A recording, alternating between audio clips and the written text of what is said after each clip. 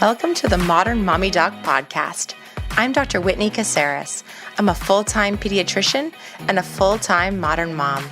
I speak and write about equipping mamas to raise resilient, healthy children and to invest in their own social emotional health along the way. Each week, we'll give you the practical tools you need to win at parenting without losing yourself.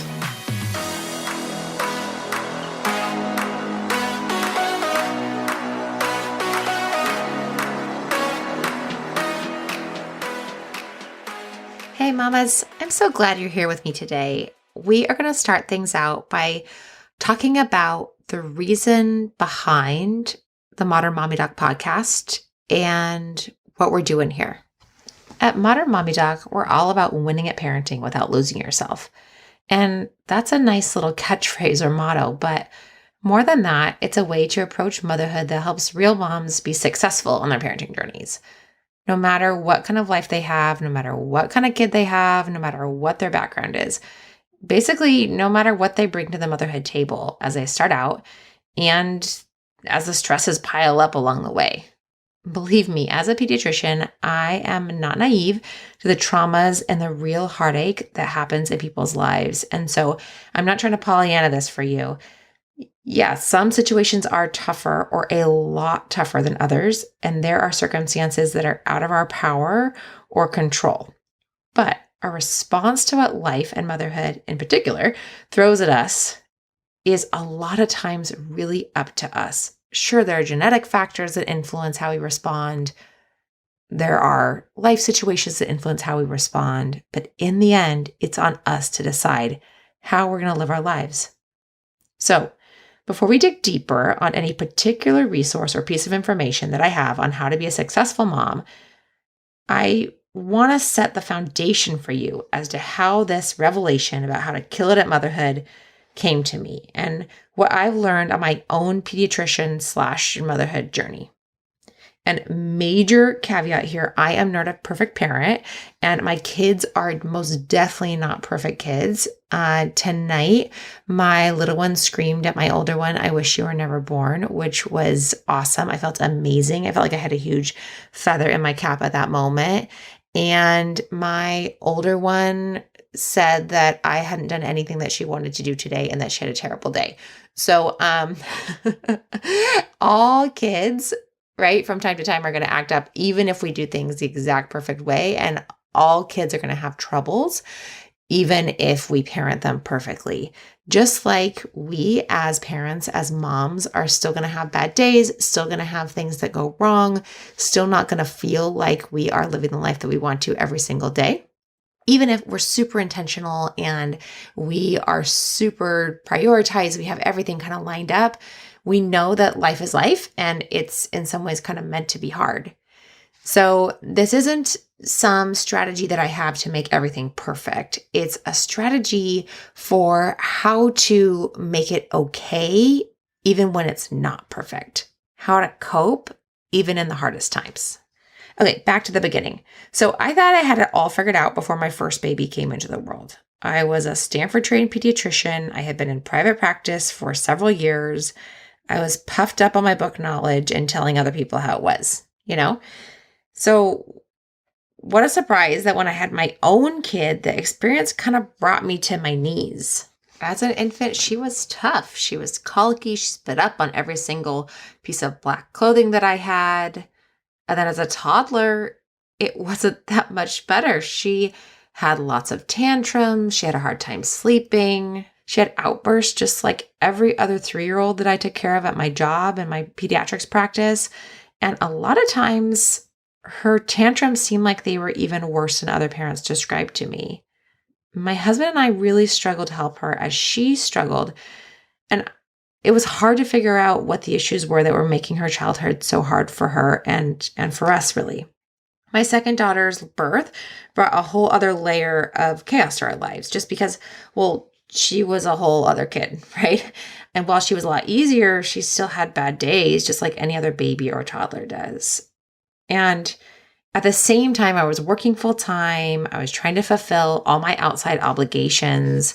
Motherhood was just way different than I thought it was going to be, because I felt like my life was literally out of control most of the time.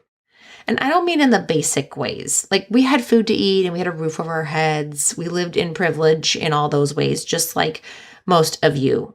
The level of overwhelm that I experienced when I looked at my life was kind of crushing. I felt like my life was happening to me and that motherhood was just a series of bad nights and endless obligations and expectations. And I know that that's true for so many other moms out there, that there are these paradoxical demands that the world puts on us that we know we can never, ever meet. And then it's hard to figure out exactly where we stand in the world. I wrote a blog about it in January about what the world says we need to do or be in order to be considered a good mom. Like, make sure you are spectacularly efficient, plan Pinterest-worthy birthday parties, keep a hopping social calendar, prep for college admissions when your kid's a toddler, make it to all your own fill in the blank appointments, and stay perfectly balanced and happy at the same time, which I think is the real killer. You feel me? Have you been there? Are you there right now? Because the moms that I meet are, and it's crazy.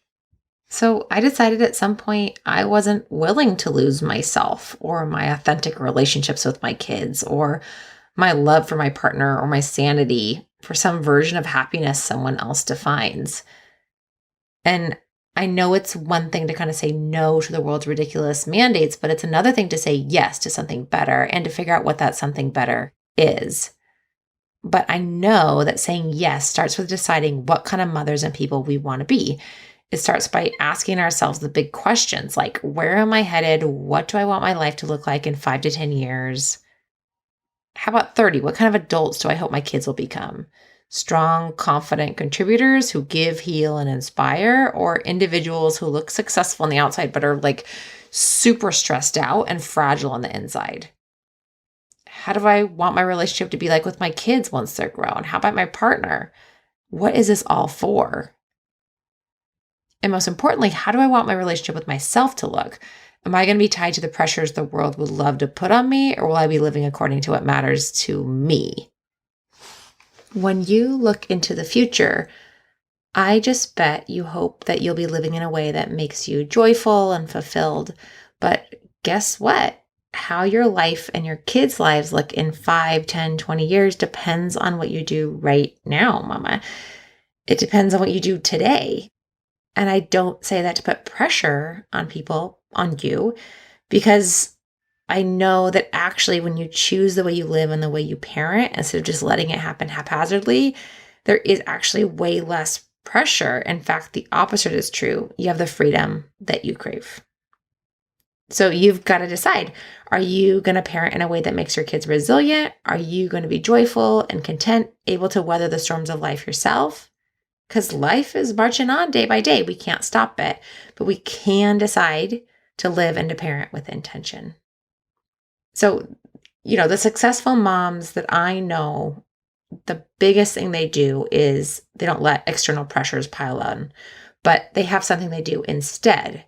They're highly intentional about 6 core areas. First and foremost, they are extremely intentional about their own dreams. They dream really big. And my go-to for goal setting inspiration is author and business mogul Rachel Hollis, mostly because she's just hilarious. But she literally wrote the book on visualizing the life that you want to have and choosing to go out and get it. And again, recognizing full well that there are barriers and setbacks that are going to be there along the way. And I like that she talks about understanding where you're going and why you're going there being the foundation on which we determine our priorities. When we know big picture where we're going, it helps us decide where to place our efforts and how to spend our time day by day. We have to be crystal clear about the dreams that matter most to us in order to do that. So clear, in fact, that we write them down and we own them, which I totally get can be daunting to do. It's daunting to lay claim to our hopes and dreams, and usually for one main reason. This is true for me. I bet that is true for you too. On the surface, we're afraid someone else won't agree or won't approve. Think about it though. it would be crazy for you to let someone else's opinions decide how your life is ultimately going to turn out, right? I have really big dreams, and the dream at the top of the list is the one that opened the gates for the rest of the other dreams to fall into place. Some are still happening, some I'm still working toward. The first one is that I live completely debt-free. The second is that I'm in the best health of my life, physical and mental. The third is that I'm a New York Times best-selling author. Those are big dreams. There's 7 more. You can read about them in the Parenting with Intention journal. But the point is, they're big. And maybe some are like a little too small for some people. Like, oh, your health and your physical health. You might, okay, whatever. Guess what? I don't care. They're my dreams. Guess what else? You also shouldn't care if when you write out what you're hoping for and dreaming about above all odds, if someone else laughs or comments negatively about that. Why? Because they're your dreams. No one else should get to tell you what's silly or too ambitious for your life because it's your life. The second thing that successful moms are intentional about is spending time on things that matter. They don't waste their time. And that's where writing out our priorities comes in. So this is how we get granular about how much time we'll give to any one area on a daily basis. And remember, this is really fluid and depends entirely on the stage of motherhood you're in right now. At this moment, I'm talking to you, mama. When you have a newborn, your priority is to make sure you're taken care of and to make sure your baby is taken care of. And that is it, period. When your infant is a baby or a toddler or even a little older, you're going to be in a completely different stage. And with that stage will come more sleep and more brain space for bigger dreams and bigger plans. So give yourself grace. I believe it's never too early to be dreaming about things. And I think sometimes that dreaming helped me to have kind of an instant vacation from what was going on right in front of me when I had a newborn. But I just don't want people to feel pressure. Don't feel pressure that you have to go out and dream bigger than you can at whatever stage that you're in. But I would challenge people that usually dreaming larger than you think you can will only be helpful to you. In the New Baby Blueprint book, I talk all about my friend, Christy, who is a business exec coach, and she spends all day long talking to leaders and helping them make $1,000,000 decisions. And she was kind enough one night to sit with me at a bar and write out on a napkin all the major categories of life. So kids, spouse, work, exercise, friendships, hobbies, homemaking, travel, experiences, appearance. And she wrote them in random order, and then she asked me to rank them in order on the left-hand column according to what I, in an ideal world, would spend the most time doing. And exercise, I want to be clear, didn't mean like you're trying to get skinny. It meant like you're taking time to take care of yourself and to take care of your physical self and your mental self. So anyway, so she told me, rank them as a private list and don't think about what other people would think, just write them down. So I called it my ideal list. And the things at the very top of the list were exercise and stress reduction, then kids, then travel and experiences, and then hobbies or sports. That included writing for me and the work that I do on Modern Mommy Doc. At the time, it wasn't even that because it didn't exist. In the next column, she asked me to rank what I thought I spent my time on in reality right now. And in reality at that time, number 1 was work, my clinical practice, seeing patients as a pediatrician. Number 2 was homemaking. Number 3 was my kids. Number 4 was hobbies and sports. Number 5 was my appearance. Travel and experiences was at the very bottom, as was exercise and stress reduction, when those were the things that I cared the most about. And so that comparison was scary for me. I didn't like it at all because I felt like I actually wasn't living for the things that I cared about the most. I must be living according to someone else's priorities. So I changed it. I switched it up and I decided I would spend way more time and energy on the 3 items on my ideal list as opposed to the top 3 things on my reality list, because there was joy at the top of the ideal list. Stress and resentment were at the top of the reality list. at that time. So I had to switch it to make it so that joy was at the top of my reality list. And I think that you do too. If you're in a position where your reality list doesn't look anything like your ideal list, someone is most definitely going to write me or put a comment on my website that talks about how I am being unrealistic and that there are a bunch of tasks that they have to get to every single day that make it so that they can't just live according to their priorities. And I totally get that, except that I would challenge you to think about that, because I know that we spend more time than we need to on things that don't matter because we think we have to be the one that does all of them. And sometimes because we think we need to do things that in the end don't actually serve us or our kids or anyone. They're just for appearances. So I would challenge you to think about if you could delegate some of the tasks that suck up all your time, or automate them, or completely forget about them. You will still have to do things that don't matter to you. That's totally fair. That's the same for me. I mean, really. But those things just cannot and should not define you. And if you give them less time and brain space, they will not. Hey, Mama. When I think about the times I have felt the most overwhelmed or discouraged as a mom, they all share one common theme. In all of them, I felt directionless or like I was headed in the wrong direction even. So as I dove into what could make it better for myself or for my family or just for life in general, I started thinking every day about how I was actually going to move toward where I wanted to be in 6 core areas: my dreams, spending time on what matters, making space for myself, taking care of my mental and physical health, parenting in partnership, and being really purposeful about understanding who my kids are, what their needs are, and how I can best parent them as individuals. And after a while, I realized I had something I could come back to when I felt rudderless, but also that I felt lost less often. So I started writing down for the Modern Mommy Doc community more about these 6 core areas. And that's how the Parenting with Intention journal came to be.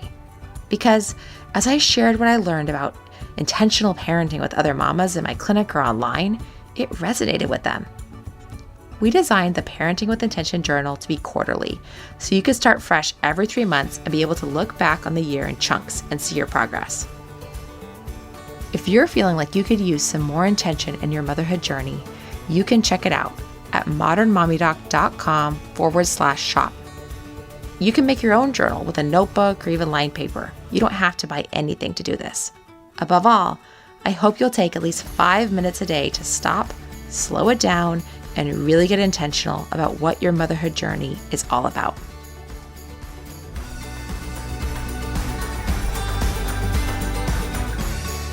Successful moms are also intentional about making space for themselves. That's the third thing they focus on. They make space for their own needs, and they don't do it because they're selfish. Though I would say that you have to be slightly selfish in a way that's totally healthy, which just means you are the one that's looking out for you in order to make that space. We use selfishness as a dirty word, and it is if it means that we take time for ourselves to the detriment of other people. But I know that as a mom, taking time for yourself is like drinking water. It's a necessity. I know that if you don't take good care of yourself, you just cannot take good care of anything else, because like Carla Naumburg talks about in her book about not losing it with our kids when they act out, we all have triggers. We all have buttons. We all have things that if they happen, they make us kind of go off the deep end. And I know that if I'm not taking care of myself, those triggers are like just ready to be pushed. Those buttons are ready to be pushed. Those triggers are ready to just go off. And so taking care of myself means that then in the end, I'm a better mom to my kids. I'm a better spouse to my husband, because when I show up and I'm with them, I'm actually there as my best version of myself versus as my resentful version of myself. And that requires throwing off mommy guilt. That requires getting real about why we're not taking care of ourselves.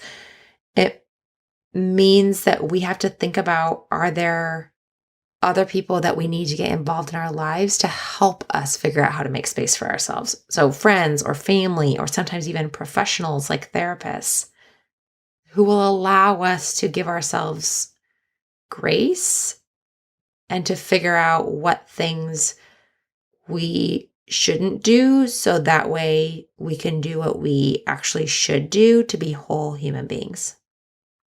Successful moms are also intentional about investing in their mental and physical health, which goes along with the last core area of success. And when I think about this, I really think of a marathon sprinter, or a marathon runner. So if someone is running a marathon, they know they have to reserve some of their energy for the end. They don't just start running as fast as they can when the gun goes off to start their race. They consider it that they're in it for the long haul. And moms who are successful in this area really see their mental and physical health that way. They know they have to invest from the very beginning if they want to be successful in the end, if they want to finish strong, because otherwise they're going to burn out, and that's going to be no good for anyone. And of course, there are a billion stressors and social factors that make this really, really hard for moms, especially in the first few months of their child's life, but even after that. And there are a whole ton of things that need to change from a societal perspective to make it easier for moms. But until that glorious day, we have to do it for ourselves. And we have to learn what are the boundaries we need to put up and what are the stands we need to take to say, I am worth 45 minutes to an hour a day to make sure that I'm whole and well. Postpartum depression and anxiety also play into this. Moms who are successful ask for help when they need it and are willing to accept help even when they don't know that they need it. So postpartum depression and anxiety are real issues that I have faced in my own experience. You can guess why now from my story about my own child and how hard it was with her. And so I needed help. I needed other people to come alongside me. And it was family members, friends who said, hey, you're not yourself. And so sometimes being a successful mom in this area means being vulnerable and being open so we can get the help that we actually need. And that feeds into the fifth core area that successful moms focus on, which is being intentional about parenting and partnership. You got to ask for help. You got to understand you are not the only person in your home or community who can care for your child well. Our partners can totally do it if we get out of their way. Other family members, childcare providers, they can totally do it if we throw off the mommy guilt, kick that to the curb, decide, nah, life's better than that. Life could be better than it being only me who carries all of the burdens. And then finally, successful moms are really intentional about the way they parent their kids.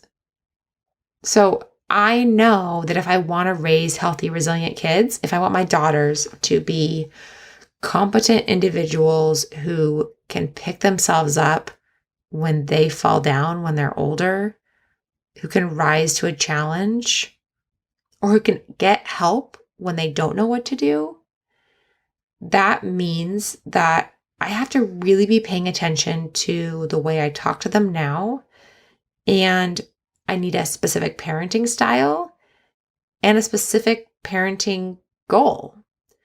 I want my kids to be resilient when they get older. I care way less about their short-term academic success. I know that superficial things like grades are less important, and that long-term meaningful measures like joy and contentment and contribution, that those things are the things that matter for my kids. And so when you're a successful mom, you start looking at, then how can I promote that in my kids? What things should I be doing?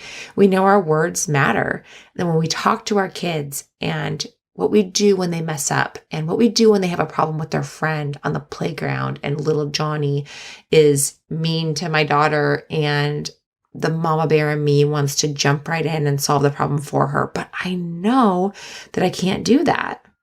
And I know I can't do that because I've learned so much about what it means to raise a resilient kid and the really, really specific scientifically based steps that it takes to get there.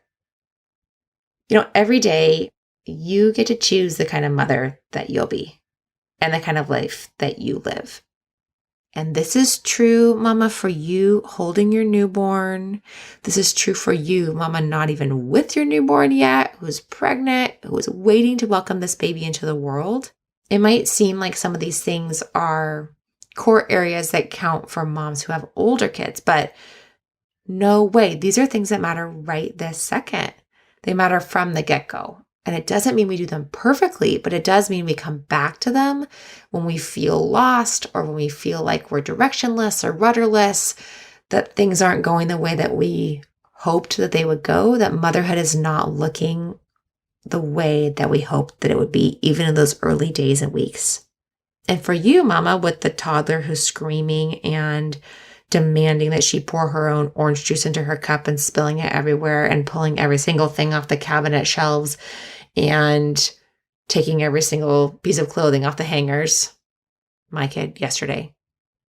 This is for you too. This is for you because you're in it in a different way, in a way that starts to feel more real once your kiddo becomes a little bit older and you see their personality and you see how the focus and attention that you put onto your parenting starts to make a big difference. I know that winning at parenting without losing yourself is possible, even if you have the hard kid, even if you have the hard baby, because I do it myself every single day. In the end, for my daughter, we saw specialists, we read a ton, we learned about her temperament specifically, about what she needed. And we also learned what we needed to do to be whole people and to be an intact family, given what the limitations were that she had. And I think that's a metaphor for what parenting is in general, that there's all this chaos around you. Everything is kind of crazy, but when you figure out this is the path I'm going to take to be calm in the storm, that's the thing that makes all the difference and that makes you successful over time.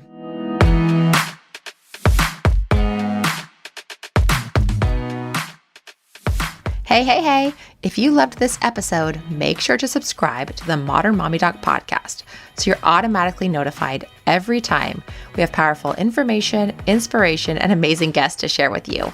We would also be so honored if you shared the Modern Mommy Doc podcast with your friends by snapping a screenshot of this episode and posting it with hashtag Modern Mommy Doc so we can spread the word and help more mamas win at parenting without losing themselves. Thanks for being part of our community.